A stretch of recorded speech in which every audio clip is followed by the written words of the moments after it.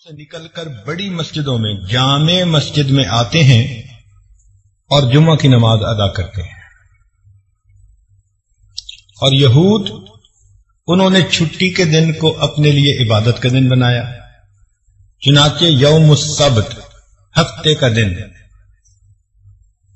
اب یہاں پر ایک مزاج کو سمجھنے کی ضرورت ہے کہ قوم نصارہ میں جب کسی کام کو شروع کیا جائے تو اس وقت خوشی منانے کا دستور ہے. کائنات بننی شروع اتوار کے دن ہوئی، اتوار کا دن ان کے لیے عید کا دن. اس لیے آپ دیکھیں گے کہ ان کے ہاں برتھ ڈے منانے کا رواج بہت عام ہے، جو کہ زندگی کی ابتدا ہو رہی ہوتی ہے.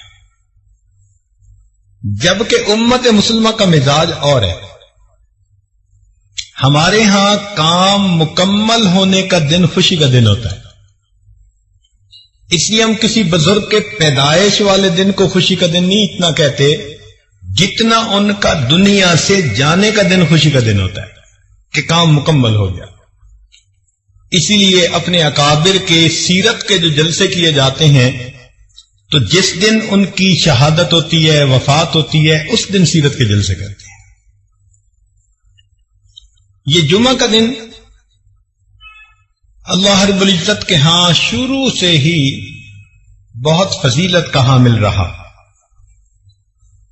چنانچہ حدیث پاک میں آتا ہے کہ افضل الایام جمعہ، ہفتے کے 7 دنوں میں سے جو افضل دن ہے وہ جمعہ کا دن ہے. فیہ خلق آدم، اللہ تعالیٰ نے آدم علیہ السلام کو جمعہ کے دن پیدا کیا، یعنی ان کے بدن کو بنایا. فیہ نفخ آدم، اور جمعہ کے دن ان میں روح بھی ڈالی. جسد بھی جمعہ کے دن، پھر جمعہ کے دن اس میں روح بھی ڈال دی گئی. پھر جب فرشتوں کا امتحان ہوا اور آدم علیہ السلام کو فرشتوں نے سجدہ کیا، وہ بھی جمعہ کا دن تھا. تو آدم علیہ السلام کو اللہ تعالی کی طرف سے خلافت ارضی جو ملی وہ بھی جمعہ کا دن. اسی لیے جب زمین پر اتارے گئے تھے آدم علیہ السلام تو وہ بھی جمعہ کا دن بنتا ہے. حضرت نوح علیہ السلام آدم ثانی کہلاتے ہیں. ان کی کشتی جب طوفان سے بچ کر کنارے لگی تھی، طوفان ختم ہوا تھا، تو وہ بھی جمعہ کا دن تھا. سیدنا ابراہیم علیہ السلام جب نار نمرود میں سے نکالے گئے تھے بحفاظت بخریت، وہ بھی جمعہ کا دن تھا. پھر سیدنا ابراہیم علیہ السلام نے جو بیت اللہ کی بنیاد رکھی، وَإِذْ يَرْفَعُ إِبْرَاهِيمُ الْقَوَاعِدَ مِنَ الْبَيْتِ وَإِسْمَاعِيلُ، تو وہ بھی جمعہ کا دن تھا. حضرت ابراہیم علیہ السلام نے اپنے بیٹے اسماعیل علیہ السلام کو جو قربان کیا تو ذی الحجہ کی 10 تھی، مگر جمعہ کا دن بنتا تھا. حضرت یوسف علیہ السلام کو کنویں میں سے جس دن قافلے والوں نے نکالا تھا تو وہ بھی جمعہ کا دن تھا. اور مکہ مکرمہ جس دن فتح ہوا، اللہ تعالیٰ کا وعدہ پورا ہوا، ان الذی فرض علیک القرآن لرادک الی معاد، تو وہ بھی جمعہ کا دن. حتیٰ کہ غزوہ بدر جس دن پیش آیا وہ بھی جمعہ کا دن تھا. تو جمعہ کے دن کی اپنی ایک تاریخ ہے، اور اللہ تعالیٰ کے ہاں یہ دن بڑے شرف اور عزت کا دن ہے. اس کو جمعہ اس لیے کہتے ہیں کہ مسلمانوں کا اجتماع ہوتا ہے. عام نمازیں بے شک اپنے محلے کی مسجدوں میں پڑھیں، لیکن جمعہ کے دن فرمایا کہ تم ذرا بڑی سطح پر جامع مسجد کے اندر جا کر جمعہ کی نماز ادا کرو. اس لیے جمعہ کی نماز کے لیے شرائط ہیں. ہر جگہ پر جمعہ کی نماز نہیں ہو سکتی. بہت چھوٹی آبادیاں جو دور دور بنی ہوتی ہیں وہاں جمعہ کی نماز نہیں ہوتی. تو اجتماع کی وجہ سے اس کو جمعہ کہا جاتا ہے. اس میں مقتدی واعظ و نصیحت سنتے ہیں اور امام ان کو نصیحت کی باتیں سناتا ہے. اس کو خطبہ کہتے ہیں. سنت ہے کہ اس کو عربی زبان میں دیا جائے، مگر ہر جگہ لوگ عربی زبان سمجھتے نہیں. تو فقہا نے یہ سوچا کہ بجائے اس کے کہ لوگ اصل مقصد کو حاصل کرنے سے محروم رہیں، تو انہوں نے کہا کہ عربی خطبہ اتباع سنت کی نیت سے وہ انسان بعد میں دے دے، اس سے پہلے کچھ دیر اپنی قوم کو نصیحت کر دے، وصیت کے رنگ میں ان کو اپنی نصیحت سنا دے. اور یہ نصیحت اللہ تعالیٰ کو بہت پسند ہے.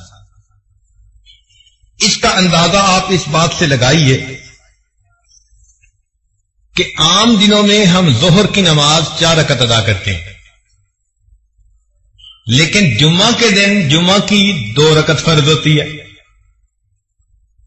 غور کرنے کی بات ہے کہ اللہ رب العزت کو امام کا اپنی قوم کو نصیحت کرنا، خیر کی طرف بلانا اتنا اچھا لگا کہ اللہ تعالیٰ نے فرمایا کہ اس خطبہ کو میں 2 رکعت کے قائم مقام بنا کر اپنے حق میں تخفیف کر دیتا ہوں. 2 رکعت بھی جماعت سے ادا کر لو گے، عبادت پوری ہو جائے گی.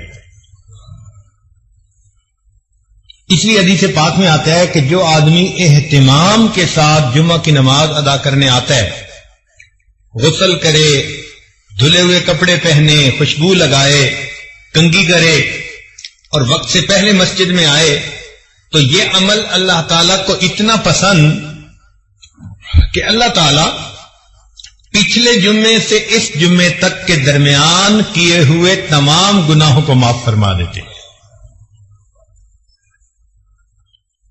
جمعہ کے دن ایک ساعت اجابت بھی ہے.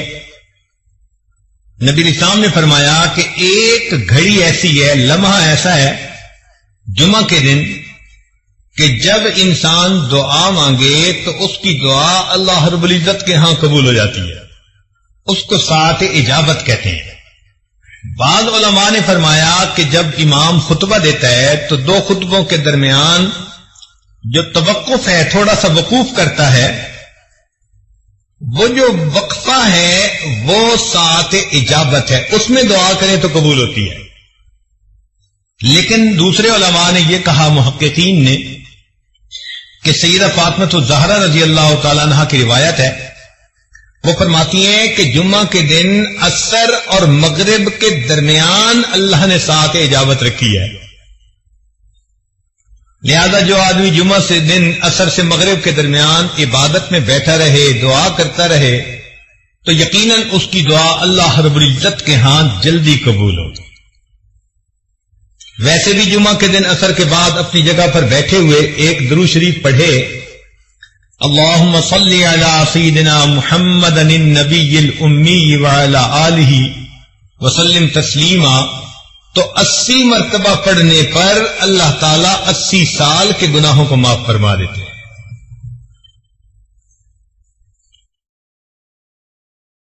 یہ جو اجتماع ہے اس کی اللہ کے ہاں بڑی اہمیت ہے. اس کی دلیل ساری دنیا میں اربوں مسلمان ہیں، لیکن اپنی اپنی جگہ سب دعا مانگتے ہیں. ان کی دعا پر قبولیت کا وعدہ نہیں ہے اللہ کی طرف سے،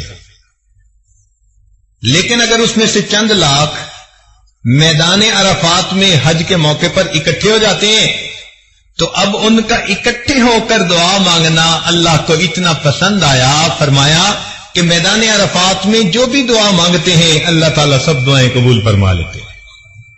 تو یہ مل کر مانگنا بھی اللہ کے ہاں ایک مقام رکھتا ہے. ایک بزرگ تھے، مجمع میں دعا مانگتے، کہتے دعا قبول ہو گئی. کسی نے کہا کہ حضرت آپ کو کیسے پتا؟ فرمایا بھئی اتنے لوگ اگر کسی دنیا دار کے دروازے پہ پہنچ جائیں اور اس سے ایک چونی مانگے تو وہ اتنے ہزاروں لوگوں کو چونی دے کے بھیجے گا یا خالی؟ اس نے کہا جی اتنے لوگوں کو تو خالی نہیں بھیجے گا، لحاظ کرے گا۔ فرمایا اس سخی کے لیے چونی دینا مشکل کام ہے، اللہ رب العزت کے لیے اپنے بندوں کو معاف کر دینا یہ آسان کام ہے۔ اب دیکھیے کہ اس جمعے میں خطیب نچوڑ کیا نکالتے ہیں اپنے خطبے کا۔ واعظ و نصیحت کی باتیں کر کے آخر پر خطیب یہ کہہ رہا ہوتا ہے کہ وَلَذِكْرُ اللَّهِ تَعَالَى أَعْلَى وَأَوْلَى وَأَجَلُّ وَأَتَمُّ وَأَهَمُّ وَأَكْبَرُ وَاللَّهُ يَعْلَمُ مَا تَصْنَعُونَ۔ یہ تو پوری کی پوری نصیحت کا نچوڑ ہوتا ہے۔ اس سے اللہ تعالی کی یاد کی اہمیت کا اندازہ لگا لیجئے۔ اسی لیے جو لوگ جمعہ کا اہتمام نہیں کرتے، اپنے گھروں میں بیٹھے رہتے ہیں، جب دوسری اذان ہوگی تو آئیں گے، کبھی آتے ہیں کبھی نہیں آتے، تو وہ بہت بڑی فضیلت سے محروم ہو جاتے ہیں۔ حدیث پاک میں آتا ہے کہ نبی علیہ الصلوۃ والسلام نے ارشاد فرمایا لوگ جمعہ کی نماز چھوڑنے سے باز رہیں، ورنہ اللہ تعالی او لیختتمن اللہ علی قلوبہم ثم لیکونن من الغافلین، اگر وہ جمعہ کی نماز چھوڑیں گے اللہ تعالیٰ ان کے دلوں پر مہر لگا دیں گے۔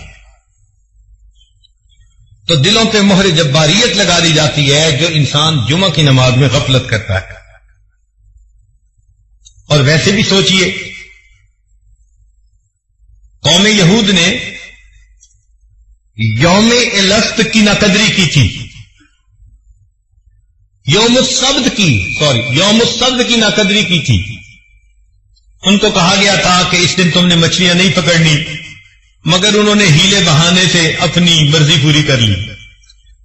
تو یوم السبت کی ناقدری کرنے پر قوم یہود کی شکلیں ظاہر طور پر اللہ نے مسخ کر دی تھیں۔ علماء نے لکھا جو امت مسلمہ کا بندہ جمعہ کے دن کی ناقدری کرے گا اللہ تعالیٰ اس کے من کی باطنی شکل کو مسخ فرما دے گا۔ اس لیے آپ دیکھیں کہ جو بندہ جمعے کا اہتمام نہیں کرتا نا وہ کسی کام کا نہیں رہتا، دل مسخ ہو جاتا ہے، دل کی شکل اندر کی بدل دی جاتی ہے۔ باقی اللہ رب العزت نے فضیلت دی جمعہ کے دن کو، تو یہ دستور ہے کہ محبوب کی جہاں نظر پڑتی ہے اسی کو شرف مل جاتا ہے۔ تو اللہ تعالیٰ نے انبیاء میں سے کچھ انبیاء کو شرف بخشا، ان کو کتابیں عطا فرمائی، چنانچہ تورات، انجیل، زبور اور قرآن مجید۔ پھر اگر نبی علیہ الصلوۃ والسلام کے صحابہ میں دیکھیں تو 4 خلفاء کو اللہ تعالیٰ نے فضیلت عطا فرمائی، جن کو ہم خلفائے راشدین کہتے ہیں۔ پھر ذرا آگے چلیں تو اللہ رب العزت نے آئمہ میں سے 4 آئمہ کو ایک شان عطا فرمائی، امام اعظم ابو حنیفہ رحمۃ اللہ علیہ، امام مالک، امام شافعی اور امام احمد بن حنبل رحمۃ اللہ علیہ۔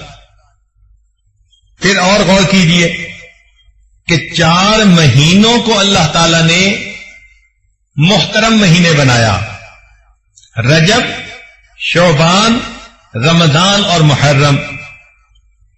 پھر اللہ تعالی نے 4 راتوں کو فضیلت عطا فرمائی، شب قدر، 15 شعبان کی رات، اور شب عید اور شب جمعہ اللہ رب العزت نے فضیلت عطا فرمائی۔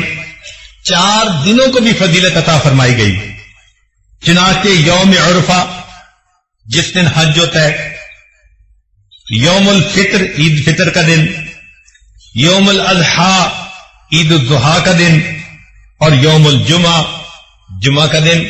اللہ رب العزت نے ان دنوں کو بھی فضیلت عطا فرمائی۔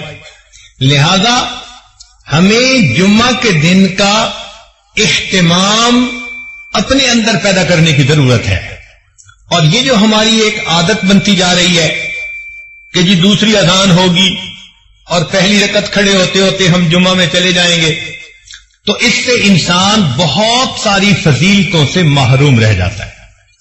حق یہ بنتا ہے کہ وقت سے پہلے آئیں اور مسجد میں بیٹھ کر اللہ کی عبادت کریں، امام کی نصیحت کو سنیں، تاکہ پچھلے ہفتے سے اس ہفتے تک کے تمام گناہ اللہ تعالی معاف فرما دے۔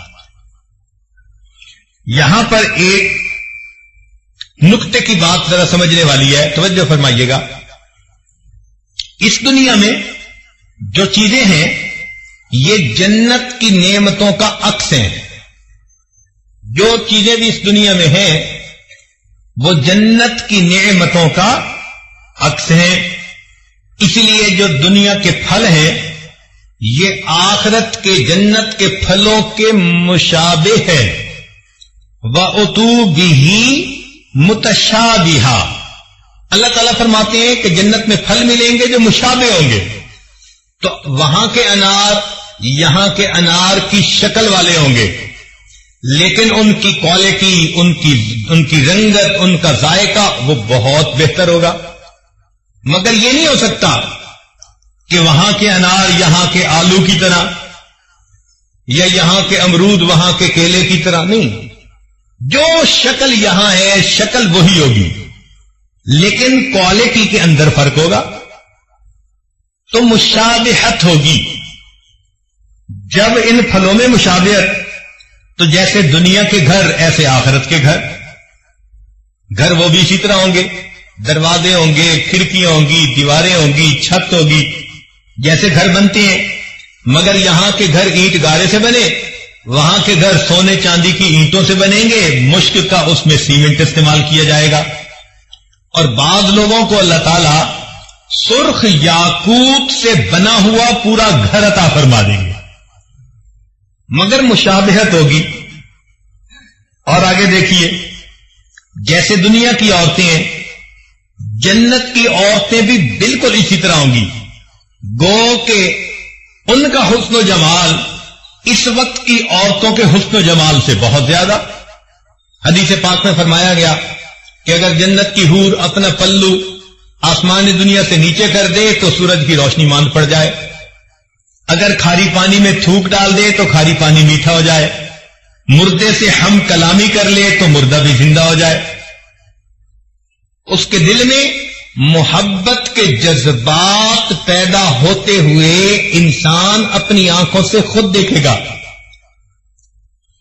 تو معلوم ہوا کہ شکل تو ایک جیسی ہوگی، مشابہت ہوگی، مگر کوالٹی کچھ اور ہوگی۔ یہ مشابہت دسترخوان میں بھی، چنانچہ دنیا میں ہم دسترخوان لگاتے ہیں تو آخرت کے دسترخوان کی ترتیب بالکل یہی۔ اللہ تعالیٰ فرماتے ہیں وَكَأْسٍ مِّن مَّعِينٍ، ہمارے ہاں بھی یہی ہوتا ہے، دسترخوان بچھاؤ، پہلے برتن لا کے رکھو اور پانی مشروب لا کے وہ رکھ دیا کرتے ہیں۔ پھر فرمایا لا يصدعون عنها ولا ينزفون وفاكهة مما يتخيرون، اور پھر ڈرائی فروٹ لا کے رکھ دیا جاتا ہے تاکہ مہمان اگر کچھ لینا چاہیں تو اس میں سے لے لیں۔ جب ڈرائی فروٹ بھی رکھ دیا گیا، پھر کھانے آتے ہیں جو اصل ڈشز ہوتی ہیں، تو فرمایا وَلَحْمِ طَيْرٍ مِّمَّا يَشْتَهُونَ، پھر بھنا ہوا گوشت آئے گا جس کے کھانے کی لوگ اشتہا رکھتے ہیں۔ تو ترتیب جو دنیا میں وہی ترتیب آخرت کی۔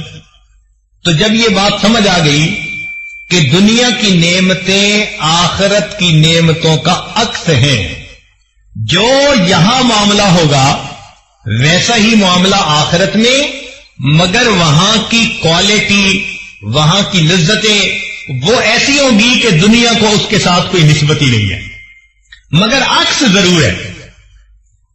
تو جب یہ بات سمجھ میں آ گئی کہ دنیا کی نعمتیں آخرت کی نعمتوں کا عکس ہیں، اب حقیقت کی بات سمجھیے کہ جمعہ کو فضیلت اس لیے ملی کہ یہ آخرت کی ایک نعمت کا عکس ہے۔ وہ کون سی نعمت؟ حدیث پاک میں آتا ہے کہ جنتی جب جنت میں جائیں گے تو جنتی مخلوق کے حسن کو دیکھیں گے، اتنا متعجب ہوں گے، حیران ہوں گے، 70 سال تک ٹکٹکی باندھ کے دیکھتے رہ جائیں گے اور ان کو وقت گزرنے کا احساس نہیں ہوگا۔ جیسے کوئی خوبصورت چیز دیکھو تو انسان دیکھتا رہتا ہے متحیر ہو کر، تو جنتی مخلوق کا حسن اتنا ہوگا کہ یہ حیران ہو کر 70 سال دیکھتے رہ جائیں گے، وقت گزرنے کا پتہ نہیں چلے گا۔ پھر جنتی وہاں زندگی گزاریں گے۔ حدیث پاک میں آتا ہے کہ جب جنتی اپنی زندگی انجوائے کرنے لگ جائیں گے، اللہ تعالیٰ جنتیوں سے خطاب فرمائیں گے، فاسألونی ما شئتم، میرے بندو مانگو مجھ سے تم کیا مانگتے ہو۔ تو جنتی کہیں گے اللہ سب نعمتیں مل گئیں، مزے میں ہیں، کوئی غم نہیں، کوئی فکر نہیں، اپنی من مرضی کی زندگی گزار رہے ہیں، ہر نعمت ہمارے پاس موجود ہے، اب ہم آپ سے کیا مانگیں؟ اللہ تعالیٰ فرمائیں گے تم اپنے علماء کی طرف رجوع کرو، وہ تمہیں گائیڈ کریں گے کہ تمہیں کیا چاہیے۔ چنانچہ جنت میں بھی ہمیں اپنے علماء کی ضرورت رہے گی، دنیا میں تو رہتی ہے، جنت میں بھی رہے گی۔ جنتی اپنے اپنے علاقے کے علماء جو جمعہ پڑھاتے تھے ان کی طرف رجوع کریں گے، پوچھیں گے جی اللہ تعالیٰ نے فرمایا کہ پوچھو علماء سے تو بتائیں اور کیا مانگے، ہمیں تو کچھ سمجھ نہیں آ رہا ہم کیا مانگیں۔ علماء کہیں گے کہ اگرچہ بہت نعمتیں مل گئیں، ایک نعمت ابھی باقی ہے۔ کون سی نعمت؟ کہ اللہ تعالیٰ نے فرمایا تھا وَلَدَيْنَا مَزِيدٌ، ہم جنت میں تجھے آپ کو ایک مزید نعمت عطا فرمائیں گے، یعنی اللہ تعالیٰ جنت میں جنتیوں کو اپنا دیدار عطا فرمائیں گے، اور ابھی تک ہمیں اللہ تعالیٰ کا دیدار نہیں ہوا، یہ نعمت ابھی باقی ہے۔ تو بس یہ سنتے ہی جنتی وجد میں آئیں گے، عشق و مستی میں، اور اللہ تعالیٰ سے جنتی فریاد کرنے لگ جائیں گے، اللہ مکان ہو اور مکی کی ملاقات نہ ہو تو مزہ کیا، جنت میں تو آپ نے پہنچا دیا، اگر آپ سے ملاقات آپ کا دیدار نہ ہو تو جنت کا مزہ کیا۔ پھر جنتی کہیں گے اللہ ہم دنیا میں آپ کو بن دیکھ کے سجدے کیا کرتے تھے، تہجد میں جاگا کرتے تھے، رمضان کے روزے رکھا کرتے تھے، مولا تیرے حکموں کی پابندیاں کیا کرتے تھے، اس امید پر کہ آخرت میں آپ سے ملاقات ہوگی، اور آپ نے فرمایا بھی تھا کہ واللہ یدعو الی دار السلام، اللہ تعالیٰ دار السلام میں تمہیں بلاتا ہے، مولا اب تو ہم جنت میں پہنچ گئے، اب ہمیں اپنا دیدار عطا فرما دیجئے۔ چونکہ جب عاشق صادق کو پتہ چلتا ہے نا کہ محبوب سے ملاقات کا امکان ہے تو اس کا عشق اس کو بے قرار کر دیتا ہے، تو جنتی اس وقت اپنے اندر عشق کا ایسا جذبہ محسوس کریں گے کہ کہیں گے اللہ ہمیں جلدی اپنا دیدار عطا فرما دیجئے، اب تو آپ کا گھر بھی ہے، موقع بھی ہے، دستور بھی ہے، محبوب کے گھر پہنچ جائیں تو محبوب ملاقات کا شرف عطا کرتا ہے، لہذا اے میرے مولا ہمیں اپنا دیدار عطا کیجئے۔ علماء نے لکھا کہ اللہ تعالیٰ اپنا دیدار کروائیں گے، فرمائیں گے جنتیوں اس کے لیے تیاری کرو۔ جیسے دنیا میں شادی ہوتی ہے تو اس سے پہلے لوگ تیاری کرتے ہیں، کپڑے سلواتے ہیں، پھر اپنے بال بنواتے ہیں، پھر نہا دھو کے کپڑے پہن کے خوشبو لگا کے تقریب میں شرکت کے لیے جاتے ہیں، بالکل اسی طرح جنتی بھی تیاری کریں گے۔ ان کے لیے ایک بازار ہوگا جو حسن و جمال کا بازار ہوگا، جنتی وہاں جائیں گے تو جیسے چاہیں گے ان کو اللہ تعالیٰ ان کے من پسند کا حسن و جمال عطا کر دے گا۔ آج دنیا میں جس کا چہرہ گول وہ لمبا نہیں ہو سکتا، جس کا لمبا وہ گول نہیں ہو سکتا، آنکھیں چھوٹی تو موٹی نہیں ہو سکتی، موٹی ہے تو بادامی نہیں بن سکتی، تو لمیٹیشن ہے۔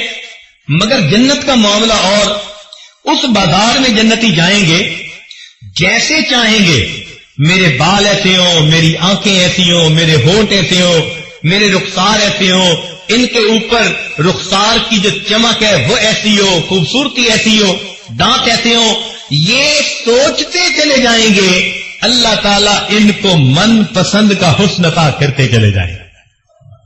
آپ سوچئے ذرا وہ کیا جگہ ہوگی جہاں مومن کو اس کے من پسند کا حسن ملے گا۔ اللہ اکبر کبیرہ۔ آج عورتیں اپنا میک اپ کرتی ہیں کہ ہم خوبصورت نظر آئیں، لیکن جو اللہ نے ان کے نقش نین بنا دیے اس کو بدل تو سکتی نہیں، لیکن وہاں تو معاملہ ہی کچھ اور ہے۔ جو سوچیں گے اللہ تعالیٰ من پسند کا حسن و جمال عطا فرما دیں گے۔ پھر جنتی ایک جگہ پہنچیں گے، دریا کے کنارے کی جگہ ہوگی، اور وہاں پر جنتی کرسیوں کے اوپر بٹھا دیے جائیں گے، نور کی بنی ہوئی کرسیاں ہوں گی، ممبر ہوں گے، پہلے انبیاء کی صفیں، پھر ان کے صحابہ کی، پھر صدیقین، شہداء، صالحین، سب صفیں ہوں گی، تو جنتی وہاں پر بٹھا دیے جائیں گے۔ حدیث پاک میں آتا ہے کہ اللہ تعالیٰ ان کی دعوت فرمائیں گے۔ جیسے آپ کسی کے ہاں جاتے ہیں، وہ کہتے ہیں جی پہلے ہم کھانا کھا لیتے ہیں پھر ذرا مل کے باتیں کریں گے، چنانچہ اللہ تعالیٰ دعوت کریں گے، مگر ایک ایک جنتی کے سامنے 70,000 پلیٹوں کے اندر کھانے رکھے جائیں گے۔ یہ اس کریم کی مہربانی ہے۔ نزلا من غفور الرحیم۔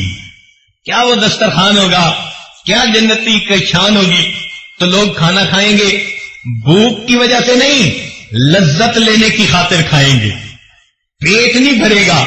یہاں تو ایک ڈش کھا لو تو دوسری ڈش کی جگہ نہیں ہوتی، دوسری کھا لو تو تیسری چکھنا بھی مشکل ہوتی ہے۔ وہاں تو لذت کی وجہ سے کھائیں گے، پتہ نہیں کیا کیا مزے پائیں گے۔ چنانچہ جب کھا لیں گے پی لیں گے، مجلس شروع ہوگی۔ حضرت داؤد علیہ السلام اپنی زبان میں اللہ کا کلام سنائیں گے۔ اب ذرا غور کیجیے، آج ہم ایک اچھے قاری سے اللہ کا قرآن سنتے ہیں تو طبیعت پہ کیا وجد کسی کیفیت آ جاتی ہے۔ تو کائنات کے جتنے بھی انسان ہیں ان میں سب سے زیادہ خوش آوازی اللہ تعالیٰ نے داؤد علیہ السلام کو عطا فرمائی۔ لہن داؤدی مشہور ہے، قرآن مجید میں ہے کہ جب وہ زبور پڑھتے تھے تو چلتا پانی رک جاتا تھا، پرندے ان کے جو ہے وہ کندھے پہ آ کر بیٹھ جاتے تھے۔ اللہ اکبر، کیا آواز ان کی سریلی ہوگی، کیا سوز ہوگا ان کی آواز میں، وہ اللہ کا قرآن سنائیں گے۔ بعض روایتوں میں آیا نبی علیہ السلام بھی اللہ کا قرآن سنائیں گے، مگر یہ بات پکی کہ پھر ایک وقت آئے گا کہ جب اللہ تعالیٰ خود قرآن کی تلاوت فرمائیں گے، سورہ یاسین کی تلاوت فرمائیں گے۔ اب وہ کیا عجیب منظر ہوگا بھائی کہ جب اللہ رب العزت تلاوت فرمائیں گے اور اس کے بندے سن رہے ہوں گے، اس لذت کو الفاظ میں بیان ہی نہیں کیا جا سکتا۔ جب یہ سب باتیں ہو جائیں گی تو پھر اللہ تعالیٰ جنتیوں کو اپنا دیدار عطا فرمائیں گے۔ وہ دیدار کیسے ہوگا؟ بے جہت ہوگا، بے کیف ہوگا، بے شبہ ہوگا، بے مثال ہوگا۔ ہم نہ سمت کا تعین کر سکتے ہیں، نہ کیفیت کا، نہ کسی چیز سے تشبیہ دے سکتے ہیں، نہ مثال دے سکتے ہیں۔ بس اتنا ہے کہ جیسے سب لوگ آسمان پہ چاند کو دیکھ لیتے ہیں، کوئی دقت نہیں ہوتی، سب لوگ اپنی اپنی جگہ پر اللہ کا دیدار کر لیں گے۔ اب وہ دیدار کی کیفیت ہماری سوچ سے بالا تر ہے، مگر دیدار نصیب ہوگا۔ جب دیدار نصیب ہوگا تو جیسے دنیا میں آندھی آتی ہے تو مٹی ہر طرف اڑتی ہے، تو جب اللہ تعالیٰ کا دیدار ہوگا تو ایک نور کی آندھی آئے گی اور ہر جگہ نور ہی نور ہوگا۔ وہ نور جنتیوں کے چہروں پہ سج اور خطیب سے قریب تر بیٹھنے کی کوشش کرے گا، اس کی عادت کے مطابق اللہ جنت میں بھی اپنے قرب کا دیدار عطا فرمائیں گے، اگلی صفوں میں جگہ عطا فرمائیں گے۔ میرا یہ بندہ پوری زندگی جمعے کا اہتمام کرتا رہا، یہ خطیب کے قریب ہو کے بیٹھتا تھا، چونکہ دنیا کی یہ نعمت عکس ہے جنت کی نعمت کا، لہذا فرمائیں گے کہ دنیا میں یہ خطیب سے قریب ہو کے بیٹھتا تھا، وقت سے پہلے آتا تھا، لہذا یوم مزید جب اللہ رب العزت کا دیدار ہوگا تو اس بندے کو بھی اگلی صفوں میں اللہ تعالیٰ جگہ عطا فرما دے. اور امام ربانی مجدد ثانی رحمت اللہ علیہ نے ایک نقطہ لکھا. وہ فرماتے ہیں کہ جس کیفیت کی نماز بندہ دنیا میں پڑھے گا اللہ تعالیٰ اسی طرح اس کو جنت میں اپنا دیدار عطا فرمائیں گے.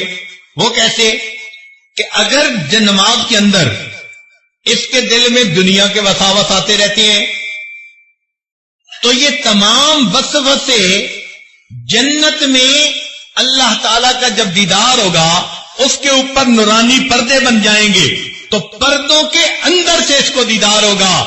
جو شخص اس دنیا میں ایسی نماز پڑھے گا کہ اللہ کے سوا کوئی اور دھیان نہیں ہوگا اللہ تعالیٰ بغیر کسی پردے کے جنت میں اپنا دیدار عطا فرمائے. تو ہمیں اس بات کی تمنا کرنی چاہیے کہ ہم بھی اگلی صفوں میں آ کر بیٹھا کریں, امام خطیب کے خطبے کو توجہ سے سنا کریں اور اس خطبے کو سنتے ہوئے مراقبہ کرنے سے پرہیز کیا کریں. اس لیے کہ نماز میں نگاہیں رکھنے کی بھی جگہ متعین کر دی گئی. قیام میں ہو تو سجدے کی جگہ, رکوع میں ہو تو دونوں انگوٹھوں کے درمیان, سجدے میں جاؤ تو جیسے ناک کے اوپر, اتحیات میں بیٹھو تو دامن کے اوپر. جیسے نماز میں نگاہ کی جمع کو مخصوص کر دیا اسی طرح خطبے کے دوران مومن کو کہا گیا تم خطیب کی طرف متوجہ رہو, یہ سوچتے رہو اللہ آج تیرا پیغام پہنچانے والے کے چہرے کو دیکھ رہے ہیں, اس نعمت کے بدلے تو جنت میں ہمیں اپنے چہرے کا دیدار عطا فرما دے. تو یاد کا یہ جمعہ اس دن کا عکس ہے, یوم مزید کا, لہذا اہتمام کے ساتھ جمعہ کے دن مسجد میں آیا کیجیے اور امام کی بات کو سنا کیجیے. ہم نے علماء ماوراء النہر کا اس معاملے میں ایک عجیب عمل دیکھا. شاید قزاقستان کی بات ہے, ایک مسجد میں جمعہ کا نماز پڑھانی تھی تو ہم فجر کے بعد سفر کر کے وہاں پہنچے اور جاتے ہی سو گئے. خیال تھا کہ 2-4 گھنٹے آرام کریں اور اس کے بعد اٹھ کے 1 گھنٹہ پہلے جمعہ کی تیاری کر لیں گے. ہمارے ہاں دستور ایسا ہی ہے کہ اگر 1 بجے جمعہ ہونا ہے تو سمجھتے ہیں کہ 1 گھنٹہ پہلے وضو کریں گے اور تیاری کریں گے اور اذان دوسری جو ہے اس سے 5 منٹ بھی پہلے پہنچ جائیں گے تو ہم وقت سے پہلے پہنچ گئے. ہمارے ہاں کی کچھ عادت ایسی بنی ہوئی ہے. چنانچہ مجھے 10 بجے دن میں اٹھنا ہوا تو خیال تھا کہ بھئی نہا لیں, غسل کر لیں. جب باہر نکلے تو دیکھا کہ مسجد لوگوں سے بھری ہوئی ہے. اندازاً ایک مسجد میں اس وقت کوئی 500 بندے موجود تھے. اتنے لوگوں کو دیکھ کر مجھے خیال ہوا شاید کسی کی وفات ہوئی یا کوئی دعا کا مسئلہ ہے کہ اتنے لوگ آج پہلے سے موجود, اور جمعے کا وقت تو 1 بجے تھا. تو میں نے وہاں کے جو مفتی صاحب تھے ان سے پوچھا خیریت تو ہے, اتنے لوگ کیسے؟ کہنے لگے جی جمعہ کے لیے آئے. میں نے پوچھا کہ ٹائم کیا ہوا؟ کہنے لگے 10 بجے. جمعہ کتنے بجے ہوگا؟ کہنے لگے 1 بجے. تو مجھے ذرا حیرت ہوئی, تو حیرت میں دیکھ کر انہوں نے کہا کہ ہمارے ہاں علماء نے عوام کو یہ بات اچھی طرح ذہن نشی کروائی ہے کہ جمعہ کی یہ مجلس یوم مزید کی اس مجلس کا عکس ہے. لہذا تم جیسے چاہتے ہو کہ مجھے قیامت کے دن اللہ کے قرب کا مقام ملے اور اللہ کا دیدار نصیب ہو, تو تم اللہ کا دیدار کرنے کی نیت سے جمعہ کے دن تیاری کر کے اسی جذبے سے آیا کرو. اللہ میں اپنے گھر میں تیار ہوا اور میں نکل رہا ہوں اپنے گھر سے, وقت سے پہلے جا رہا ہوں کہ تیری جو ہے جگہ پر جو ہے میں جاؤں گا مسجد میں اور آپ کے عاشقوں میں مل کر بیٹھوں گا. لہذا جس جذبے کے ساتھ آج مومن گھر سے تیار ہو کے آتا ہے, مسجد میں وقت سے پہلے بیٹھ جاتا ہے, بالکل یہ عکس ہے. اللہ تعالیٰ اسی حساب سے جنت میں اس کو بھی اپنا دیدار عطا فرمائیں گے. لہذا لوگ 10 بجے مسجد میں آ جاتے ہیں, تلاوت کرتے ہیں, صلاۃ التسبیح پڑھتے ہیں، سورہ کہف پڑھتے ہیں، استغفار اور ذکر کرتے ہیں کلمے کا، اور اپنی قضا نمازیں پڑھتے ہیں، اور 2-3 گھنٹے کی عبادت کے بعد پھر خطیب کا خطبہ سن کے جمعہ کی نماز پڑھ کے جاتے ہیں، پتہ چلتا ہے واقعی انہوں نے جمعہ کے دن کو عید کا دن سمجھا۔ اللہ تعالیٰ بھی ہمیں جمعے کا ایسا اہتمام کرنے کی توفیق عطا فرمائے۔ تو اللہ رب العزت ہمیں بھی جمعہ کے دن کا اہتمام کرنے کی توفیق عطا فرمائے کہ ہم بھی وقت سے پہلے تیار ہو کے اور نہا دھو کے اچھے کپڑے پہن کے مسجد میں آیا کریں اور یہاں آ کر عبادت کیا کریں۔ دیکھیے جمعہ کے دن ہم آرام کے ساتھ نمازیں اپنی قضا پڑھ سکتے ہیں، جمعہ کے دن ہم کلمہ شریف کا ورد کر سکتے ہیں، استغفار پڑھ سکتے ہیں، اللہ کی یاد میں بیٹھ کے لمبی دعائیں مانگ سکتے ہیں۔ آگے پیچھے تو مصروفیت کی وجہ سے وقت نہیں ملتا، لیکن جن لوگوں کے پاس فرصت ہوتی ہے، خاص طور پر جو کاروباری لوگ ہیں، ان کو تو اللہ نے صاف فرما دیا، اذا نودی للصلاۃ من یوم الجمعہ فاسعوا الی ذکر اللہ وذروا البیع۔ پتہ چلا کہ یہ نماز اتنی اللہ کے ہاں وقار والی، عزت والی ہے کہ حلال بزنس جو تھا، فرمایا اذان کے بعد اب وہ بھی کرنا تمہارے لیے منع ہے، چھوڑ دو اس کو اور آ جاؤ میرے گھر کی طرف۔ ہم بھی اللہ تعالیٰ کی اس آواز پر لبیک کہتے ہوئے مسجدوں میں آیا کریں، جمعہ کی ان گھڑیوں سے ہم برکتیں حاصل کیا کریں۔ ہم ایک طرف تو جمعہ کی برکتیں حاصل نہیں کرتے اور دوسری طرف پھر شکوے کرتے پھرتے ہیں، پریشانیاں دور نہیں ہوتی، مصیبتیں ختم نہیں ہوتی، اور جی کیا کریں، پریشان ہی پریشان ہے، پتہ نہیں کوئی کیا وقت ہو گیا، کسی نے کاروبار باندھ دیا، رشتے باندھ دیے۔ یہ سب ہاتھوں کی اپنی کمائی ہوتی ہے۔ اللہ تعالیٰ نے جو موقع دیے اپنی ذات سے حاصل کرنے کے، ان موقعوں کو ضائع نہ کیجیے، جمعے کا اہتمام پیدا کر لیجیے، بلکہ جمعے کے دن کو کہ اس وقت کو غنیمت سمجھ کر اللہ کی عبادت میں کچھ وقت جو ہے وہ لگایا کیجیے۔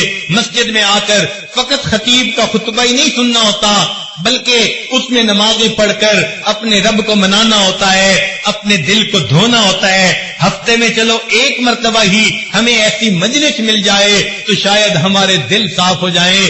یہ دل کی گندگیاں، یہ دل کے پیمانے جو اس وقت آج خاموش ہو چکے ہیں، دل کے نئے خانے مئے مغرب نے کر ڈالے خاموش، جو آج یہ اندر کا سواد ختم ہو چکا۔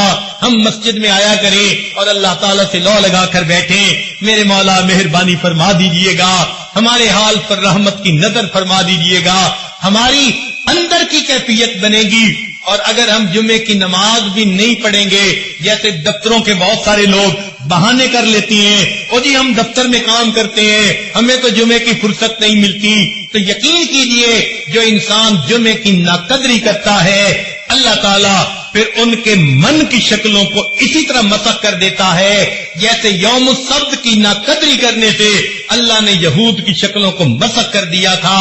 چنانچہ مشہور واقعہ ہے، امام شاہ ولی اللہ محدث دہلوی رحمت اللہ علیہ کے بیٹے شاہ عبد العزیز رحمت اللہ علیہ، وہ اپنے گھر کے قریب مسجد بنی ہوئی تھی جس کو مسجد بیت کہتے ہیں، وہیں پر اپنی نمازیں 5 جماعت کے ساتھ ادا کر لیتے تھے، لیکن جمعہ کی نماز کے لیے گھر سے چل کے دہلی کی جو شاہی مسجد ہے وہاں پر آیا کرتے تھے۔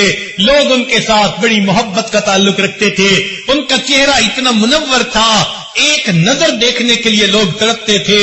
تو حضرت گھر سے چل کے جاتے، ساتھ ایک خادم ہوتا تھا، چنانچہ جمعہ کے لیے جاتے، مگر کچھ وقت کے بعد حضرت کا معمول بدل گیا۔ جب آپ باہر نکلتے سر کے اوپر ایک کپڑا ڈال لیا کرتے تھے، بازار میں سے گزرتے ہوئے اور اس طرح مسجد پہنچتے تھے، آپ کا خادم بھی حیران، لوگ بھی حیران۔ اب کئی خادم جن کو خدمت کرتے کرتے کافی وقت گزر جائے، وہ ذرا آدمی کے ساتھ بڑے کھلی بات کرنے کے عادی بن جاتے ہیں۔ تو ایک دن خادم نے کہا، حضرت ہفتہ پورا تو یہ لوگ انتظار میں رہتے ہیں اور آپ کی ایک جھلک دیکھنے کے لیے گھروں سے آ کر راستے میں آپ کے منتظر ہوتے ہیں، اور آپ کے استغنا کا یہ عالم کہ جب جاتے ہیں تو اپنے اوپر آپ کس طرح رومال ڈال لیتی ہیں کہ ان کو چہرہ ہی نظر نہیں آتا. یہ کیا بات ہوئی؟ جب حضرت نے یہ بات سنی تو اپنا رومال اتار کر اس کے سر کے اوپر ڈال دیا. ایسا تصرف تھا اللہ کی طرف سے، ان کے ہاتھ پہ یہ کرامت صادر ہوئی کہ وہ جو ان کا خادم تھا جب اس نے دیکھا تو اس کو بازار کے اندر انسان تو تھوڑے نظر آئے اور جانور چلتے ہوئے زیادہ نظر آئے. حیران ہو گیا، حضرت یہ کیا معاملہ؟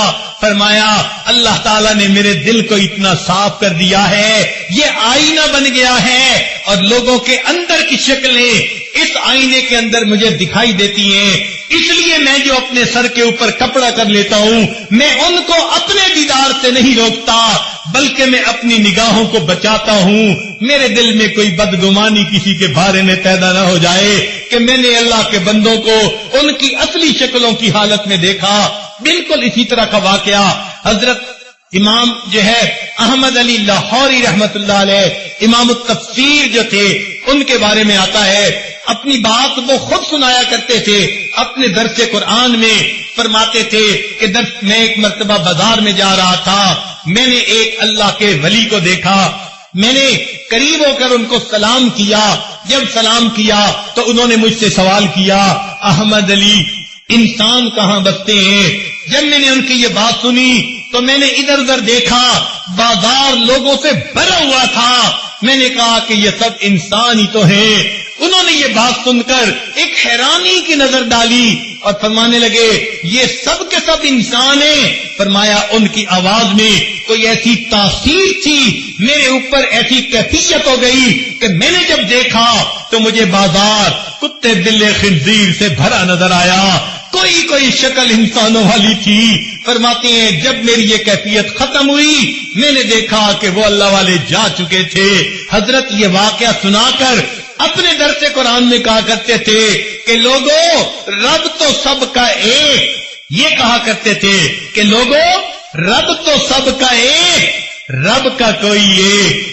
لوگوں رب تو سب کا ایک اور رب کا کوئی قسمت والا ہوتا ہے جو واقعی اپنے آپ کو کبیرہ گناہوں سے بچاتا ہے اور اپنی من کی شکل کی حفاظت کر کے اندر سے بھی انسان والی حالت پہ زندگی گزارتا ہے. ورنہ تو آج خواہشات کی اتنی اتباع ہونے لگ گئی، شیطان کے رستے پہ اتنا چلنے لگ گئے کہ ظاہر کی شکل انسانوں والی ہے اور من کی شکل تو اللہ جانتا ہے کیا ہے. اللہ تعالی ہمارے من کی شکل کو بھی انسانوں والا بنا دے.